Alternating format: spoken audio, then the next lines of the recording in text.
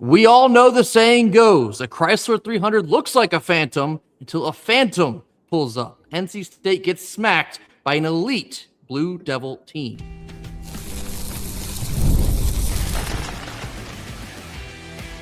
You are Locked On Wolfpack, your daily podcast on the NC State Wolfpack, part of the Locked On Podcast Network, your team every day.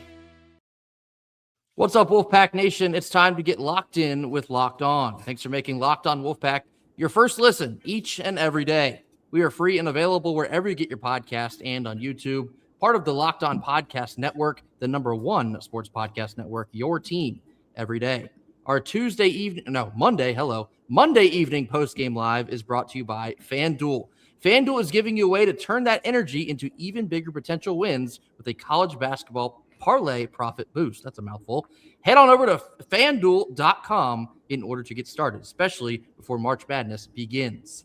What's up, Wolfpack Nation? Welcome to your, a very somber here Monday evening post-game live. NC State gets absolutely smoked by the Duke Blue Devils. Final score was 93-64. To be honest with you, Kenton, this game went almost exactly how I thought that it would. In fact, my final score prediction was merely just a handful of points off. Duke is an elite team. We knew this coming in, and we most certainly know this coming out of this game. And NC State, the late season struggles continue. The late season slide continues. Backing into the postseason is never something you want to delve into, but this team right now, they are just in a complete free fall. This is otherworldly right now in terms of what's happening to this team down the stretch. You're looking at 5 out of your last 6 lost. Okay. And on top of 5 out of your last 6 lost, 3 of them are by 25 points or more. I'm okay with saying, hey, Duke is that much better than you. Sure. I'm okay with saying UVA has that much size on you. They're that much better than you. I'm okay with saying Markel Brown had the night of his life, and when 2 players combine for 70, you lose that game. I'm not okay with saying all 3. I'm not okay with bringing all 3 on a regular basis, having to say, oh, man, this team is exponentially better than us, and this team is exponentially better than us, and this team is exponentially better than us. Well, who are we better than? Who are we better? At what point do we buck up and say, all right, we're playing against a good team? Yeah, and so are we. So are we. I would say we're beating up on the bad teams, but hell, the Notre Dame game showed that is not the case. I don't know what happened in that Miami game, but it became something that, to Dave Doeren's credit, he doesn't let happen at the end of seasons. At the end of seasons, this is just a factual statement. Dave Doeren does not end seasons like this where 1 loss turns into 2, 2 turns into 3, 3 turns into 4, 4 turns into 5, and next thing you know, you're looking up like, if we're playing a decent team, we're probably going to get blown out tonight. Just letting everybody know. If we're playing a team with a pulse, there's a high chance of a blowout. You want to talk about focus, you want to talk about effort, you want to talk about intensity.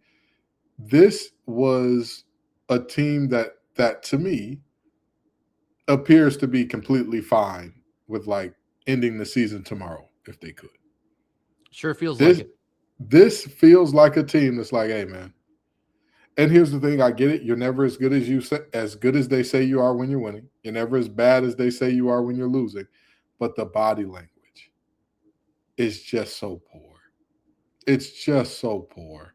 The attention to detail, it's just so poor. It's just so bad.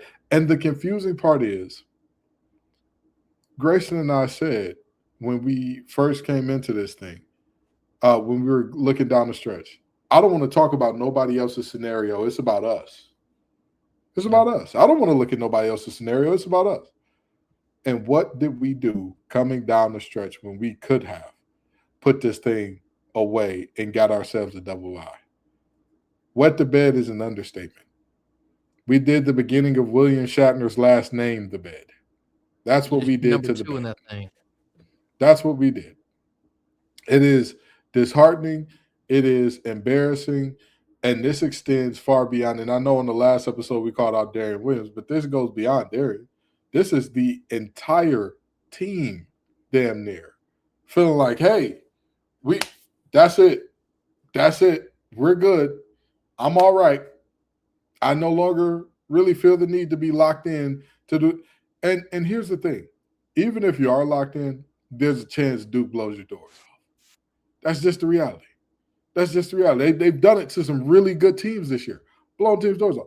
But you can't have in a 6-game stretch, 3 of them be 25-point or more blowouts and tell me this is a good team. Come on, man. No. It's embarrassing. It's embarrassing. It's we knew about the deficiencies this team had, but one thing that my head coach, Coach Wilcher, told me in high school, and this was something that stuck with me it stuck with me for all of my life. He said, playing at Cass Tech is a privilege. So we will coach you on we'll coach you on the little things. We'll coach you on the details, on the how you need to punch, how you need to shock, how you need to shit. We'll coach you on that. We will never coach you on attitude and effort. You could take off your stuff and go home. And right now, it feels like it feels like Will Wade has to coach attitude and effort. And when you got to coach attitude and effort in college, it's already over. It's already over because college basketball, college football, college anything at the ACC level, you're one of 1,000. You're one of 1,000. Yes. Yes, you are. You're 1 in 1,000. You have a 1 in 1,000 spot on the roster. But then you want to talk about a starter on a ACC basketball team? That's even deeper. Now you're talking, less than a third of the team starts. Now you're talking 1 in 30,000. And you have to be poked and prodded and, oh, yeah, come on, guys, get up for Duke. It's embarrassing, man. It's embarrassing. It's super embarrassing. And to be, 100% transparent with everybody, there's not a whole lot to talk about in this game. Like, there really and truly isn't. This is a team that was just completely outmatched in every facet of this ball game. And yeah, it was somewhat competitive for the first 10 minutes. But like I had tweeted during this game, it looked like our guys had no plan for what was going to happen if Duke decided to fight back after first 10 minutes had been played. Duke got a couple big rebounds. They hit a couple big shots. They were taking advantage of the zone we were playing. I'll talk more about that in just a second. And as soon as they got a little bit of a lead, it was like 6 or 7 points. NC State kind of just, looked around each other. It was like, all right, well, we are all out of ideas now. I guess we'll see where the rest of this game goes. We've only played 10 minutes here.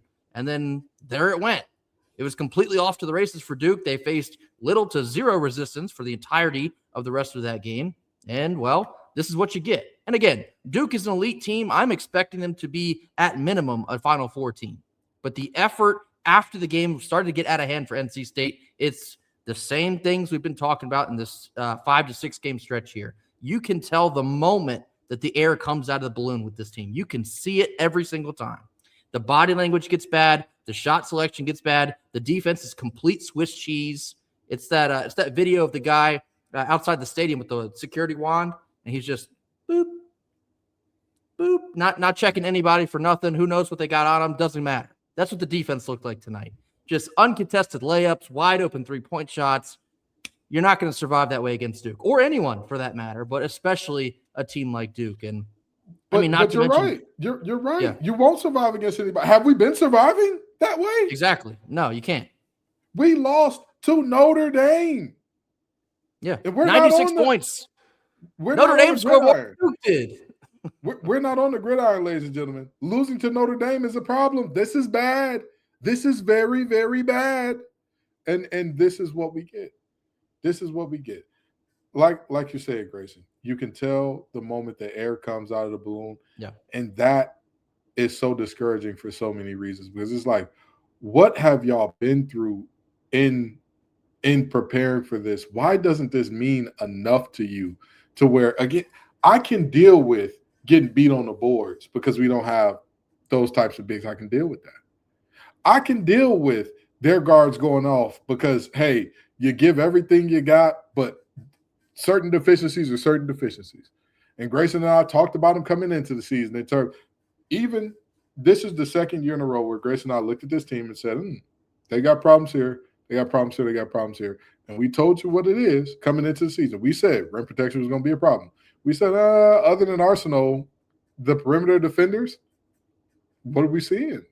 What are we seeing? What we didn't know was this was going to be a bunch of guys that were just chucking up threes all the time, and that, Darian Williams is going to be very fine with living on the perimeter instead of saying, you know what, I'm going to take advantage of this shot. We didn't know that, but either way you cut it or slice it, we are sitting in a spot, in a moment, where these are things that this team has done all year long. All year long. And it's just the chickens are coming home to roost because after the Miami game, it feels like a collective, well, it's over, guys. It's over. As if basketball, this ain't football with the BCS, and you're hoping for a national championship and you lose one game and it's over. This ain't that. This is college basketball. There will be 68 teams to make the tournament. You will be one of them. Yes, you. So why this team just seems to be like, hey, man, it's done. We tried our best, but this season just ain't it. Deeply disappointed. I want to continue that same point. This comes on the other side of a quick ad break, but I think you made a great point I want to expand upon just a bit. Stick with us. This comes after a quick read from our sponsors. Hello.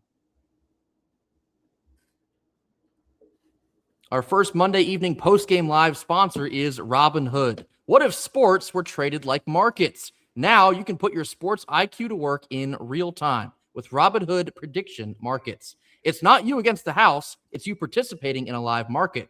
You can buy or sell your positions live all game long. Use your sports knowledge in the moments that matter. Robinhood prediction markets, well, it changes the game. It's people moving the action, so when the momentum shifts, you can move with it. I always knew the game, but I never had a dynamic way to apply that knowledge. Now I can actually take part live in a market powered by the people. You're no longer just a spectator. Play-by-play, you make the decisions. Trade every play with Robinhood, now available across the U.S. Download the Robinhood app now in order to begin. Futures and cleared swaps trading involves significant risk and is not appropriate for everyone. Event contracts are offered by Robinhood Derivatives, LLC, a registered futures commission merchant and swap firm. All right, middle portion of our Monday evening post-game live. Recapping a very, another embarrassing loss for the NC State Wolfpack, 93-64. The Duke Blue Devils reign supreme inside the Lenovo Center. To your point about there being 68 teams, and currently, as of now, I hate that I'm actually still saying this. As of now, NC State's still in the dance. As of now, we're still in bracketology, blah, blah, blah. Doesn't look like a team that should be in the tournament right now. Doesn't feel like a team that wants to be in the tournament right now. And I think that's extremely disappointing from a fan perspective, for a supporter perspective, a donor perspective. Everyone that's given so much to this program to try and get them off the ground in year one, to watch them essentially like take their ball and go home now with postseason still on the table. What kind of precedent is that setting in a new program year one of Will Wade? And listen, I want to be very clear. The two of us have a ton of faith in Will Wade, but even the body language from Wade is a bit concerning right now. Like we just talked about this the other day, some of the comments from the post game and the way that he seems like mentally checked out, to me, that's a massive red flag. I don't care who the coach is, what time of year it is. That's a massive red flag. That's some of the stuff that you saw in like Florida State football that bled into the next year, or Notre Dame football when they took their ball and went home and quit on the Pop-Tarts Bowl. We'll see how they bounce back next season. I just don't love the precedent that's being set that, well, our players are not doing what we need them to do. So I guess we're just going to pout, and I guess we're just going to coast in the next season. If we win in the postseason, we win. If we don't, we don't. But we're kind of mentally just moving on to next year. That feels awful. It really does. It feels awful, especially with all the preseason messaging and, you had the 6-game win streak. It's like, oh, this is really happening now. NC State's going to be a top 4 seed in the ACC tournament. We're going to be in March Madness. We might make some noise here. We have some postseason experience on this roster. And to watch that all go up in flames in like literally 2 weeks is mind-boggling. You got 1 game left in the regular season, and it's Stanford at home. Do you even want to win that one? Nothing I've seen in the last 2 weeks would suggest that they actually do. They just want to coast into the ACC tournament. Again, if they win, they win. If they don't, they don't. Cancun on 3. That's what seems that they're looking forward to now. And how that is the case, how you can't get these guys to play for one another, play for NC State, the name on the jersey. I know there's a ton of commentary about NIL and the portal and how that changes things. But, and sure, NC State's not the only school having issues with that. However, it's just there's a total disconnect, and you can feel it. You saw elements of it in the early parts of the season, some of the early struggles in ACC play, but my God, you can feel it right now. There is a strong disconnect between Wade and the staff and the players on this team. There's no communication. There's no camaraderie, and it's ugly, man. It's like, how much further is this slide going to continue to be? Do you lose to Stanford? I think that's a legitimate question that we have to wonder right now. If you couldn't beat Notre Dame, you couldn't beat Georgia Tech, and you couldn't close out Miami, is any game safe on the rest of the schedule? I think the answer is no. Marking any game as a safe win is it's a fool's errand if you're a member of Wolfpack Nation. That's just where we are. I'm disappointed, and I'm just shocked because the most success that NC State has had in terms of basketball in the last 40 years, 40 plus years, came from a team that was exponentially less talented than this one. Correct. It came from a team that had to do the impossible, had to do something that statistically was 1 in a million, and we may never see it again.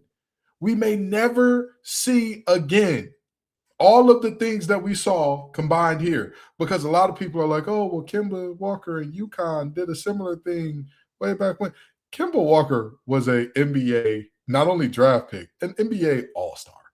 That team did not have a single player on it that is playing in the NBA right now. It is less than 3 years after that happened. You understand? We're talking about 5 games in 5 days. We're talking about going to the Final Four. We're talking about doing all that with your best player is Beijing on 3. Your best player, get ready to learn some Shanghai Sharks, and that's no disrespect.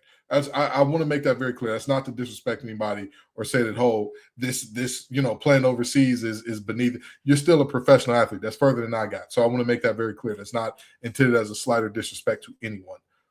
But this team is more talented than that one.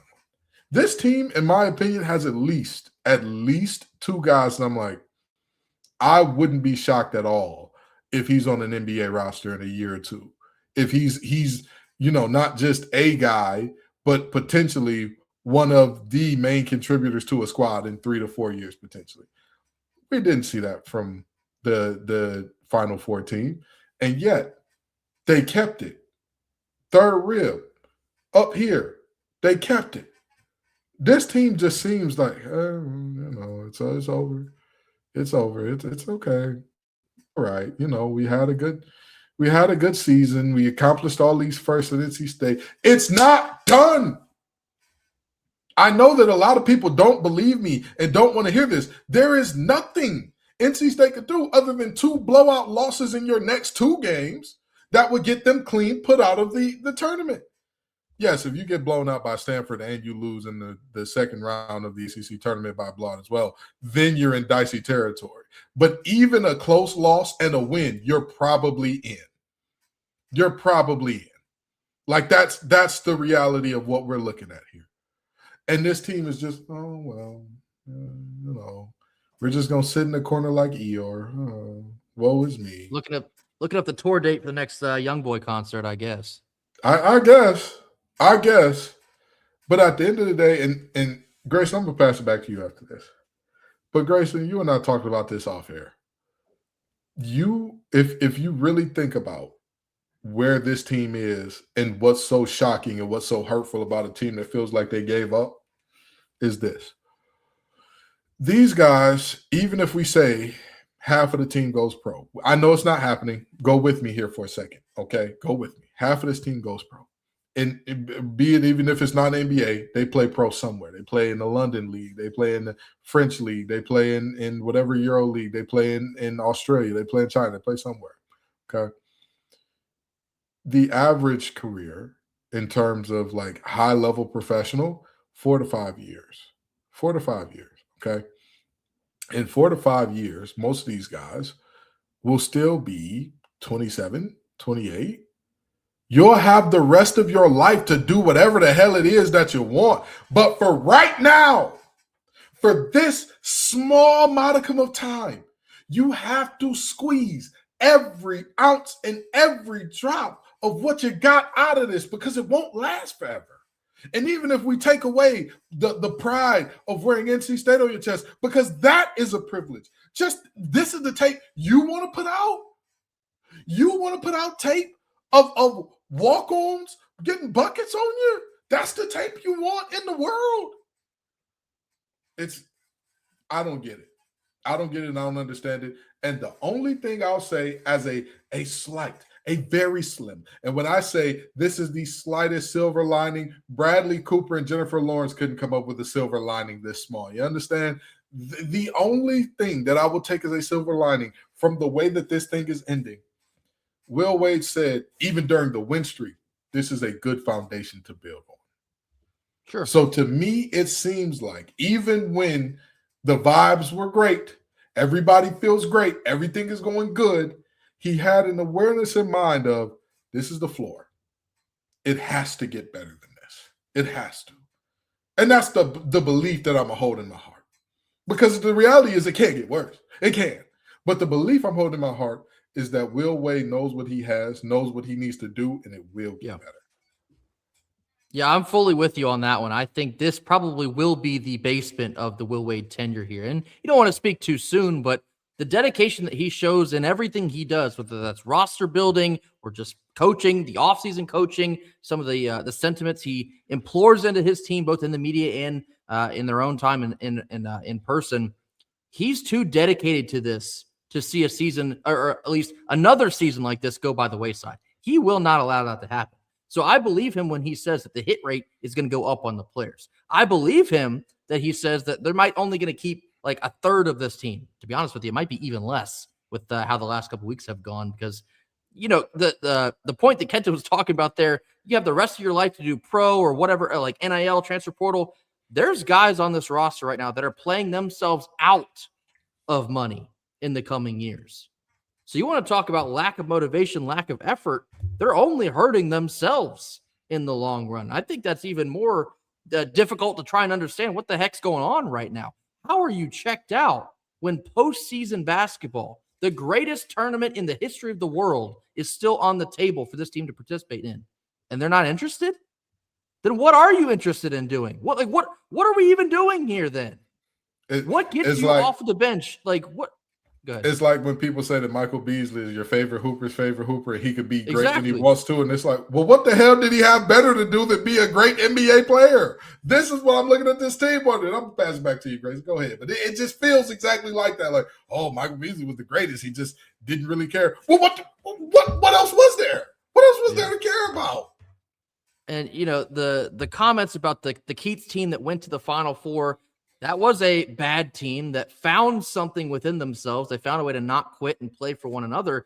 This team does not feel like they have anything close to that level of camaraderie amongst each other. And this, like Kenta was telling you, this is a better team than that one was. But if you don't want it, if you don't care enough, you'll never get to that level of play. You will not do it.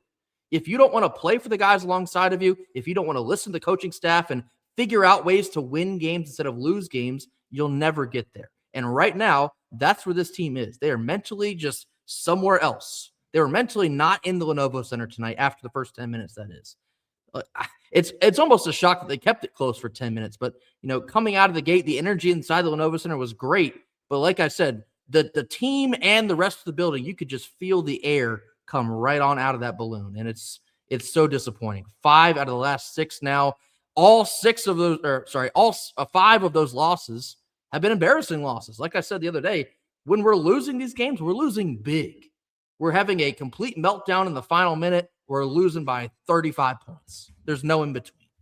And so perhaps that Miami loss, that did break the will of this team, because they ain't been right since. They have not been right even before the Dirty Foot Club win. I'd say maybe since like the Virginia Tech win, and that feels like ages ago. Is that like the beginning of February?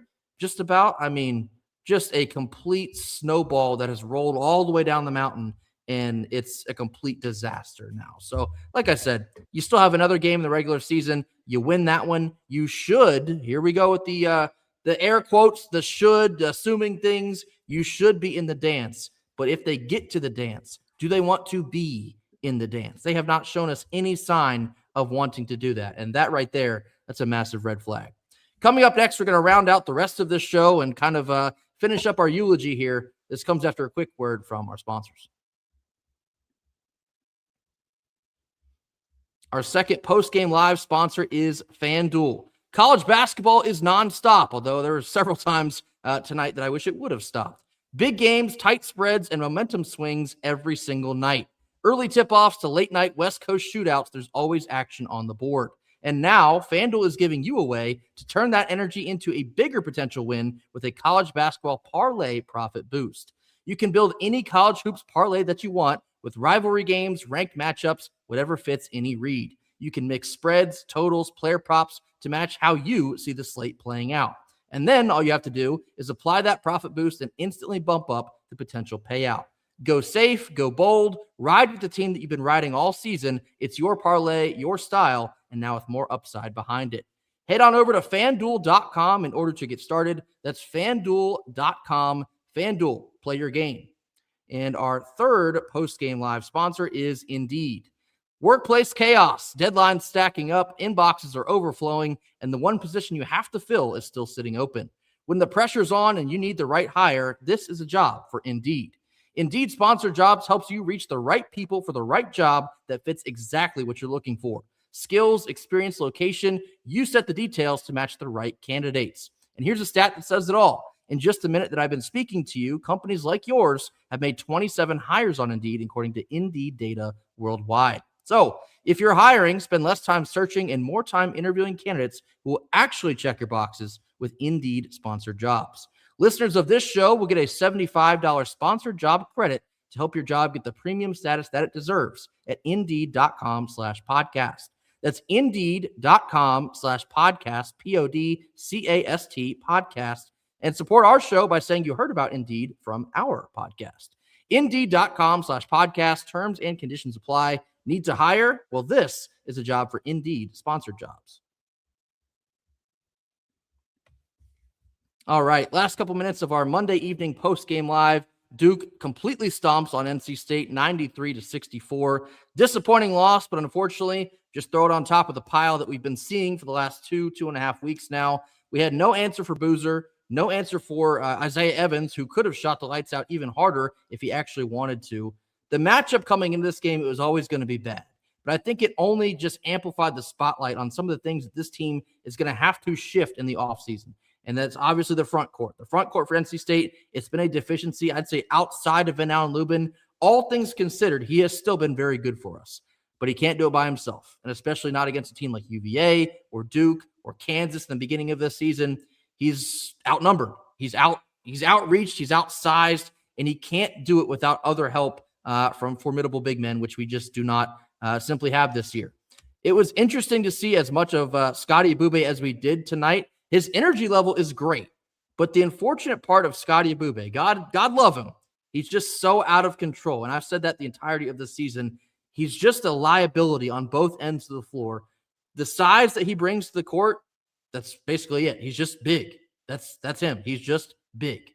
And there's only so much you can get out of that, because if he's on the defensive side of the ball, he's going to foul whoever has the ball in the paint every single time. He might get a block here and there, but 9 out of 10 times, he's going to put a guy in the foul line. So he can't even stay in the game long enough to give you any defensive help there. So for what it was, I was impressed with the energy level. He seemed that he wanted to play tonight, and that's all great. But when you're as outmatched as we are against a team like Duke, it's just kind of screaming into the nether. You know, Grayson, I know people are probably wondering what are my eyes scrolling over right now, and I did a little bit of a deep dive here in terms of our last 7 games and what we're looking at here. Okay, in our last 7 games, we know the record and we know that it's not great, but the average score is 76-64. Yikes. We're losing on average by double digits. Now, here's the interesting thing about that. If you come up with a double-digit spread in college basketball, you are generally either looking at one of the best teams in your conference, playing one of the worst teams in your conference, or you're looking at playing a mid-major. That's the level that we're performing at the moment. Yeah. I don't know where the passion is. I don't know where the heart is. I don't know. I very genuinely don't know, because the thing is, how do you lose 6 out of 7? And how do you lose those and say, you know what? We tried our hardest. We did. I'm sorry, 5 out of 6, not 6 out of 7. How do you lose 5 out of 6, which, I just did that math wrong. So I got to go back and run those numbers again. Don't worry. I'll have an updated version of that tomorrow. But how do you lose 5 out of 6 by double digits on average?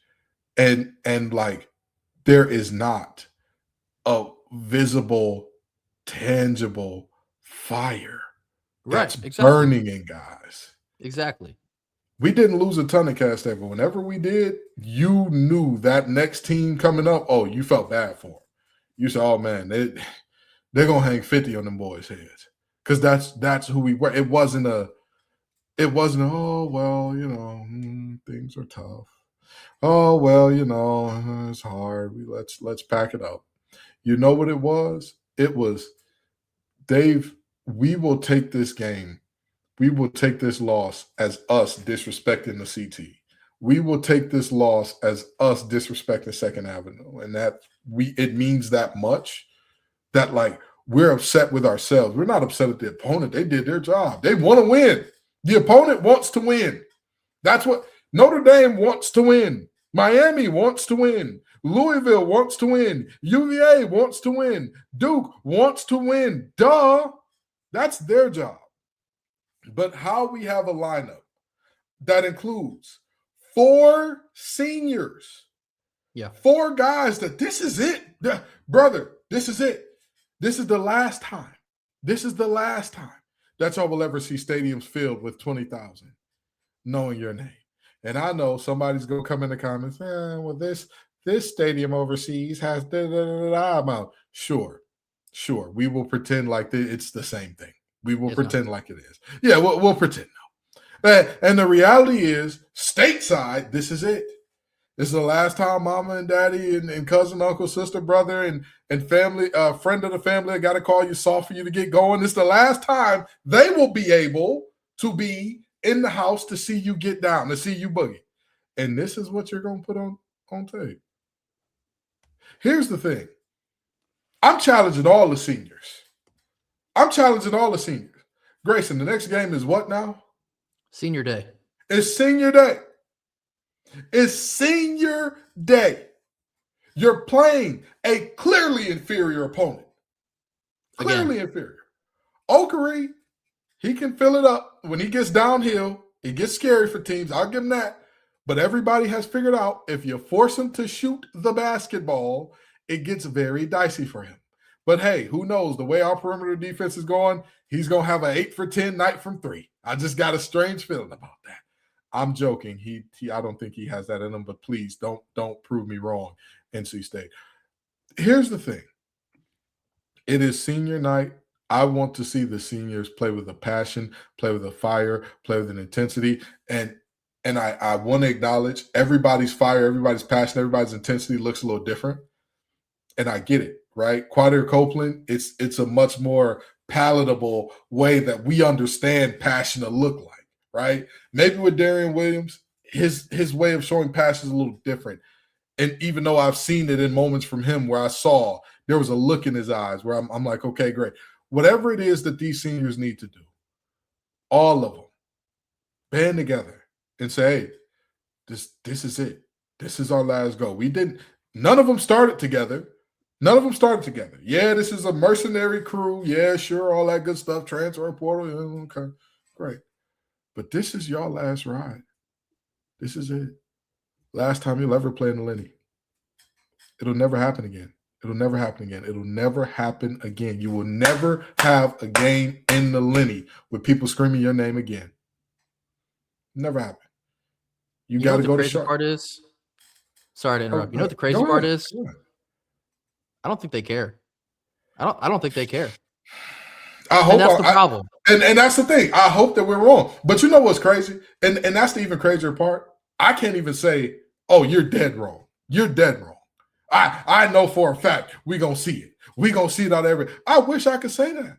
I wish I could say, oh, Grayson, you talking out your ass. Or you're behind, rather. David, don't find me. I'm sorry. But, I wish I could say that.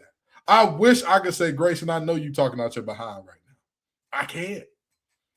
This is your last go around. And then when you get to Charlotte, that'll be the last ACC basketball you play. And then whatever region you land in the tournament, some of y'all, you don't recognize it. Maybe you do. I don't know. This is it, period. This is it. You're going to be playing in a country that you're going to figure out standards of living around the world are not the same as they are in the U.S. You're going to figure that out very quickly. So I would hope that this team, even if you have deficiencies, give it everything you got. Just let it all hang. Just give it everything. Pour every ounce you got into the rest of the season, because from this point forward, that's it. You are guaranteed 3 more games. You're guaranteed Stanford. Hear me out, Grayson. Hear me out, because I'm not delusional. You're guaranteed Stanford. You're guaranteed an ACC tournament game. You're guaranteed 1 NCAA tournament game. Yeah, I will give this team that. Even with this slide, they are comfortably in as far as bracketology has told me. That's what you guarantee. What are you going to do with those last 3? What are you going to do? If you want it to be your last 3, keep what you're doing up. But if you want to extend that out to 5, 6, 7, 8 games, you have the talent. We saw a worse team do it. We saw it. So, more than ever before, who does this team want to be? And they seem to have decided that.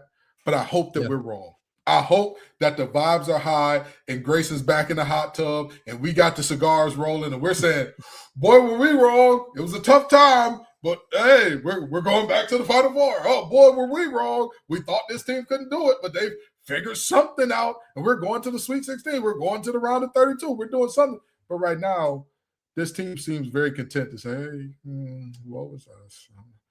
I'm just not. Oh, well, I want to do more adjustments as a coach, but it seems to me that we're good here. This is the foundation, so we don't care anymore, which is embarrassing.